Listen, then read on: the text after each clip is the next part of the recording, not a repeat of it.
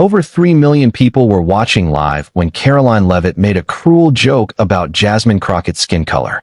The cameras were rolling, the audience was laughing, the lights were hot, and Caroline Leavitt, confident, sharp, and smiling, was riding the wave of applause like a star on a stage she believed was hers until Jasmine's father slowly stood up from the third row. He didn't say a word, but what happened next brought the entire room to a standstill. No one moved. No one spoke. And in just 12 seconds, the joke turned into something much darker. And it's about the moment one father stood and an entire nation started listening. What does a father do when his daughter is humiliated on national TV? And more importantly, what would you have done if you were in that room? Stay with me, because once you see what really happened in that studio, you'll never forget it. Caroline Lee stepped onto the set of Frontline Dialogue like a headliner returning to a familiar stage. The audience greeted her not with polite applause, but with an energy reserved for someone who had already won the room before saying a single word. She wore a vivid red blazer, the kind that didn't just catch the light, it owned it. Her walk was crisp, chin lifted slightly, her eyes sweeping the audience, not with humility, but with calculation. She knew where the cameras were. She knew how to catch them. As the host, Marcus Fielding, welcomed her with the ease of someone introducing an old friend, Caroline smiled, nodded, and flashed the kind of charisma that years of media training couldn't fake, but could certainly polish. This wasn't just a guest appearance. This was Caroline's stage. The segment kicked off with a question about division among young Americans. And Caroline didn't hesitate. "It's really quite simple," she said with a shrug, one shoulder lifting in choreographed nonchalance. "Some people grow up with values. Others just grow up inside a system." The line hit like a well-rehearsed punchline. The audience burst into applause. A few audience members even stood briefly, nodding with the satisfaction of hearing their frustrations dressed up as wit. Caroline didn't bask in the applause. She weaponized it. She paused for just long enough, letting the reaction settle before flashing a smirk and moving on. Marcus chuckled beside her, clearly enjoying the tempo she had set. Everything, from the lighting to the laughter, felt like it had been handed to her in advance. It wasn't just a debate, it was a performance, and she was winning. And yet, seated quietly to Caroline's left, Jasmine Crockett remained still. She wore black. Not the dramatic kind, but the dignified high-collared statement without flash kind. No jewelry, no gestures, no attempt to match Caroline's theatrics. When Marcus turned to her, prompted by duty more than curiosity, and asked, "Jasmine, what do you think of that comment?" She replied without looking up, "That line wasn't meant for me." Her voice was calm. Her eyes remained down. She tapped the edge of the glass table once, then again, then nothing. It wasn't a rebuttal. It wasn't even a challenge. It was an acknowledgement of absence, like hearing a note in a song that didn't belong and choosing not to sing along. The audience didn't know what to make of it. Marcus offered a quick nod and pivoted back to Caroline, who grinned as if she had just scored a point. As the conversation continued, the tone in the room began to subtly shift, even if no one admitted it out loud. The jokes kept coming, each one laced with a little more edge, a little more bite. Caroline's voice had rhythm, almost musical, and the audience was her chorus. But Jasmine, she was the silence between beats, and that silence was starting to get louder. Occasionally, Caroline's eyes would flick toward Jasmine, not in fear, but in curiosity. Why wasn't she reacting? Why wasn't she playing the game? Jasmine didn't fidget, didn't flinch. She simply waited. And in that waiting, the power thought she held began to feel unstable. Control, when it wears the mask of charisma, can dazzle a room. It can fill silence with noise, cover truth with applause, but it only works when everyone agrees to play along. And tonight, for reasons Caroline hadn't yet seen coming, Jasmine wasn't playing. She wasn't resisting. She was watching. And sometimes that's more dangerous than anything you can say. Because control in the wrong hands often looks like confidence until someone dares to stay silent. Caroline was hitting her stride now. With every passing minute, she leaned further into the role she had carved out for herself. Equal parts provocateur and polished pundit. The crowd was with her. Marcus Fielding, the host, had stopped steering and started nodding along as though afraid to lose the rhythm she commanded. That's when Caroline dropped the line. "You know," she said, waving her hand in mock exasperation. I think sometimes people don't get invited onto shows like this because they've done something meaningful, but because they look like the kind of story media wants to sell. A few chuckles broke out. One man in the audience laughed louder than the rest. Caroline smiled, just a touch smug, and added, "They look good on a campaign poster. They speak in calm tones. They know how to smile and nod, and the network loves that." The laughter this time was thinner, uneven, still present but unsure. Jasmine remained still. Her pen, which had been held delicately between her fingers, was now placed softly onto the table, not slammed, not dropped, placed deliberately. It was a gesture so small, so precise that it almost didn't register, but it did. To anyone paying attention, it was the kind of movement that says, "I heard you, and I'm deciding what to do next." Caroline didn't seem to notice. Or maybe she did, and chose to keep going. Her confidence wasn't just unshaken. It was accelerating. And hey, she added with a shrug and a chuckle, "I'm not saying that's always a bad thing. Representation matters, right? Even if sometimes we confuse that with qualification." She paused again, letting the line dangle like bait. "But, hey," she said with a smile sharp enough to cut glass, "I'm just joking." The audience offered a few scattered laughs, but they didn't ring out like before. A woman near the front shifted in her seat. Marcus, who had been smiling comfortably minutes earlier, now adjusted the papers in front of him. It was a nervous tick, not a necessity. He glanced briefly at Jasmine, but didn't ask for a response. The atmosphere, once buoyant, had started to sag. Not dramatically, just enough for people to notice. Jasmine, meanwhile, didn't look at Caroline. She didn't look at Marcus, either. Instead, her gaze drifted toward the audience. Her eyes locked on a specific point in the third row. The camera caught it for less than a second. A subtle tilt, a slight zoom. No one noticed. No one yet understood what that gaze meant. But something was shifting. It was the kind of moment you only recognize when you replay it later, frame by frame. A smile can disarm, but in the wrong hands, it can also dismiss. A joke can entertain, but it can also excuse. Caroline's delivery was effortless. Her timing precise.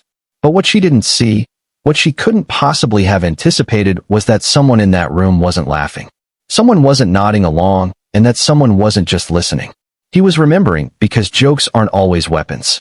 But in the wrong hands, they wound without ever drawing blood. He hadn't moved since the show began. Third row, center left, silver hair combed neatly back, charcoal gray suit, posture straight. A small gold pin, 3 stars, one slightly faded, rested on his lapel. No name card. No one acknowledged him in the host's opening. Not even a subtle camera pan had introduced him. He wasn't on the guest list. He wasn't part of the panel. He was just there, quiet, still watching. And for most of the show, no one thought to question it. But Jasmine had seen him the moment she walked on set. She didn't have to look again to know he was there. As Caroline's energy surged, something strange began to happen in the room. Laughter didn't vanish, but it began arriving late, a second too slow, a bit too forced. The studio, which had been brimming with applause and smirks just minutes earlier, now felt like it was holding something back. Marcus Fielding, ever the composed host, stopped smiling quite so broadly. He began to glance more frequently at Jasmine, not to invite her in, but to monitor her stillness. And Jasmine, she tapped her finger against the edge of the glass table once, then again. Then she stopped, her hands folded together, still focused, not on Caroline, but on the man in the third row. Then Caroline said it. She leaned forward, voice still syrupy with charm, and said, "I think Americans could stand to be a little less sensitive these days. Honestly, I miss the time when we could make a joke without turning it into some sort of national crisis." She let out a laugh, expecting it to ripple across the room like every other line had. But it didn't. No one joined her. The silence that followed wasn't loud. It was suffocating. A vacuum. A quiet so complete it seemed to swallow the sound before it could hit the walls. Even Marcus blinked twice and looked away from the camera. Caroline's smile faltered, but only for a second. She brushed her hair back, recovered with a slight chuckle, and looked around as if trying to understand why her rhythm had suddenly gone offbeat. But Jasmine didn't react. She didn't flinch. She didn't even blink. Her eyes remained fixed on the man in the third row, as if the rest of the room had dissolved entirely. And he sat motionless, hands resting gently on his knees, eyes forward, Not angry, not smirking, just watching with a gaze so unwavering, so full of quiet gravity that even those who hadn't noticed him yet were beginning to feel his presence in the room. And that's the thing about injustice. It doesn't always arrive in shouting matches or headlines. It doesn't always knock over furniture or demand the mic. Sometimes it just stands up, or worse, it stays seated and changes the temperature of the room without ever saying a word. The silence had stretched too long.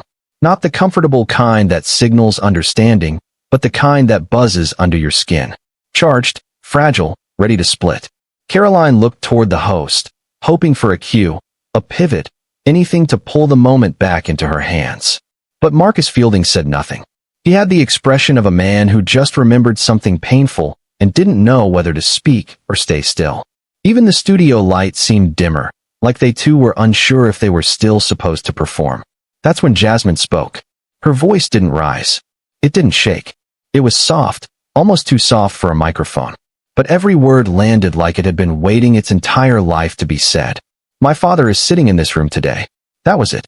One sentence, 16 words, and it was enough to rewire the entire atmosphere. Heads turned. The camera obeyed, finally following Jasmine's gaze to the man in the third row. He didn't shift. He didn't lift his chin. He simply was solid, rooted, undeniable, a presence that had been overlooked until now. Some audience members gasped. Others said nothing, but their bodies leaned forward involuntarily, as if gravity itself wanted to listen. Caroline tried to recover, opening her mouth to speak, but her voice caught before it reached the air. Her smile, once full of control and confidence, now looked tight, like it was holding something in instead of radiating anything out. She blinked and looked away, no longer at Jasmine, but at the man she had unintentionally pulled into the spotlight. But he didn't look away. His eyes held hers, not with accusation, not with malice, but with a kind of silent authority that made excuses die before they reached the tongue. Jasmine placed her hand on the table, not to tap, not to signal, but to steady herself. Her next words came slower, heavier. He was called the educated houseboy, she said, her voice barely above a whisper, while wearing the uniform of this country. There was no music cue, no dramatic zoom, just stillness in a room full of people finally realizing they'd been hearing, but not listening. No one laughed now, not even nervously. The audience, so quick to react just moments ago, held its collective breath. Even the studio text froze behind the cameras. This wasn't a segment anymore. It wasn't a debate. It was something else, something real. And that's the thing. Truth doesn't always shout. It doesn't have to. Because when it's finally seen, finally heard, finally believed, it doesn't need volume. It just needs presence. There was no sound to signal what came next. No dramatic music swell. No sharp inhale from the audience. Just a shift. So small at first it might have gone unnoticed. A man in the third row moved his hand from his knee, leaned forward with quiet deliberation, and began to stand. Not abruptly, not defiantly, just with purpose. Jasmine's father, who had sat in complete stillness for nearly 20 minutes, rose slowly. It was the kind of movement that didn't demand attention, but commanded it anyway. Every eye in the room, including the cameras, seemed to follow him in unison, as though something sacred was taking shape. And no one wanted to miss it. No one interrupted. No one even breathed too loudly. The host, Marcus Fielding, lowered his cue cards as if they'd suddenly become irrelevant. His mouth opened slightly, but no words came. He looked at Jasmine, then at the standing man, then back at the table, lost in a moment for which the script had not prepared him. Caroline sat frozen, her posture tense, her fingers gripping the edge of the armrest so tightly the leather creaked beneath her hand. The smile she had worn like a badge all evening had vanished, replaced by something unreadable. Confusion, discomfort, maybe even fear. But not of the man himself, of what he now represented. Because the air had changed, something in the room had turned. The laughter that had buoyed Caroline earlier felt impossibly distant now, like echoes from another world. The audience, once so quick to clap, to chuckle, to validate, now sat riveted, many with their mouths slightly open, unsure of what they were witnessing, only certain they were witnessing something. Jasmine didn't look at Caroline. She didn't look at Marcus. She looked straight ahead, and with a slow breath placed her hand gently over her heart. Not performatively, not for the cameras, just for herself. For what was rising in her chest, and maybe for the little girl she once was, the one who used to ask her father, "Why do they talk to you like that?" In that moment, the room didn't belong to Caroline or the network or even the audience. It belonged to him, the man who had stood. He said nothing. He didn't need to because his silence wasn't empty. It was filled with memory, with pain, with pride, and with the weight of things that had never been said, but had always been carried. And as he stood there still, dignified, steady, the studio lights didn't feel warm anymore. They felt like truth being exposed. Not in shouting, not in outrage, but in presence because he didn't raise his voice. But his silence carried generations. Jasmine didn't rush her words. After her father stood, she waited longer than the audience expected. She watched him sit back down slowly, his spine still straight, his hands gently folded, as if he hadn't just altered the entire rhythm of the broadcast. When she finally turned back to face the camera, her expression wasn't proud or triumphant. It was full of something quieter, something deeper, a knowing, a grief not performed, but lived. She began, "My father never told me most of the hard things." Her voice was soft, but cut through the silence like a warm blade. "He never sat me down with warnings or with speeches. He didn't say, 'This is how they'll look at you,' or 'This is what you'll face.'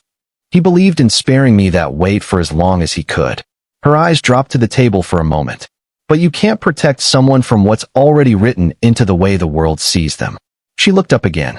"I heard it during dinner one night. I was 12.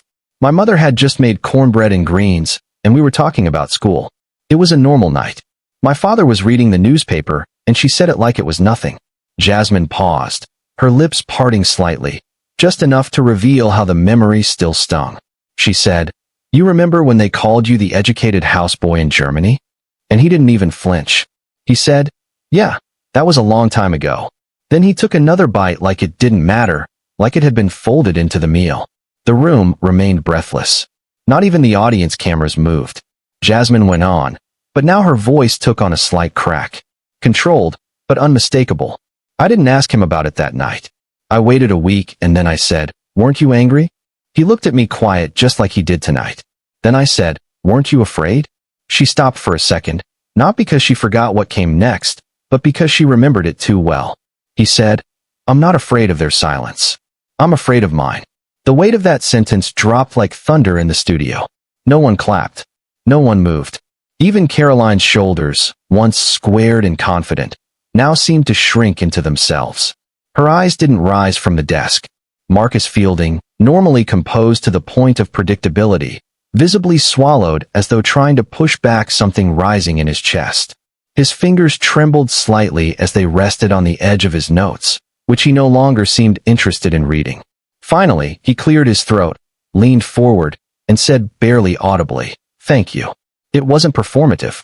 It wasn't planned.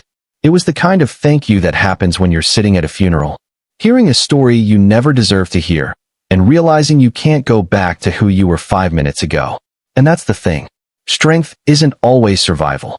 Sometimes strength is the act of remembering what you weren't supposed to carry in the first place. Sometimes it's choosing to say it aloud, even when you've been taught your whole life that silence is safer. Jasmine didn't shout. She didn't demand an apology. She just remembered, and in doing so made the entire room feel the cost of laughter that comes too easily, and the price of history no one wants to claim. This wasn't politics anymore. This was something older, something ancestral. A truth passed down not through books or speeches, but through dinner tables, overheard wounds, and the quiet, terrifying courage it takes to say, "It happened. It still hurts, and I refuse to be silent about it." No one expected what came next. Not the network, not the producers, and certainly not Caroline Levitt. The clip wasn't uploaded with flashy titles or clickbait edits. There was no banner that screamed, "Watch until the end," or the moment that changed everything. But within 24 hours, the footage of Jasmine Crockett's quiet defiance and her father's silent stand was everywhere. Someone uploaded the full segment to Reddit. And within hours, the top comment read, "The moment privilege forgot, it was invisible." That sentence hit like lightning. People began repeating it, printing it, quoting it. On Facebook, in classrooms, on protest signs, not in anger, in reverence. In Baltimore, A black high school teacher named Mrs. Leon printed a still image of Jasmine's father, standing quietly, hands by his side, eyes steady, and pinned it to the corner of her whiteboard. She didn't write a caption, but when her students asked why it was there, she simply said, "Because I want you to know what strength looks like when no one's clapping." The following week, she assigned her seniors a writing prompt. When was the last time silence meant something to you? Half the class turned in essays about their own parents. A few cried as they read them aloud. In Portland, at a small TEDx youth event, a high school junior named Ava took the stage.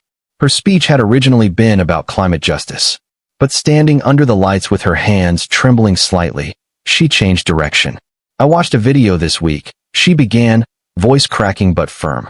"And I realized I've spent so much time trying to be right, to win, to be the loudest person in the room. But now I don't want to be the one who's always right.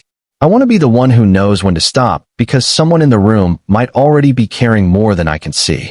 Meanwhile, in Georgia, a white father named Ray Thompson, construction worker, Vietnam vet, and a self-described old-school conservative, wrote a comment under the same clip. It simply read, "I used to laugh at those jokes. Now I'm teaching my son not to because the man in that video reminded me who I was raised to be, and I had forgotten." That comment was shared across Facebook groups, church bulletins, even in a newsletter from a local sheriff's department. People didn't always agree on the politics, but they agreed on the moment. Something about it made them stop because sometimes change doesn't arrive with speeches or protests. Sometimes it doesn't come with shouting or shame. Sometimes change walks into the room quietly, stands without asking permission, and leaves the door open on its way out. And the ones who walk through it, they're not always activists or politicians. They're teachers, teenagers, fathers, viewers who didn't know they were ready to see something new until someone stood and reminded them what truth without force can do. There was no press frenzy, no shouting match on prime time, no fiery responses on Twitter, just a quiet ripple moving steadily across the country like a wave that didn't crash, but sank in. After the broadcast, Caroline Levitt didn't return for the post-show discussion. Her dressing room remained closed, and no one from her team walked through the press line. The next morning, her usual media channels, talk radio interviews, think tank panels went silent. It wasn't shame exactly. It was something more unfamiliar to someone like her. Stillness. And in that stillness, even Caroline seemed to realize that no clever retort or polished monologue could undo what had happened on that stage. She disappeared for a few days. No Instagram story, no Fox appearance, no fiery Substack essay, just a nothing. A single sentence from her office was quietly released and quickly recycled by the press. Caroline is taking time to reflect privately with her family.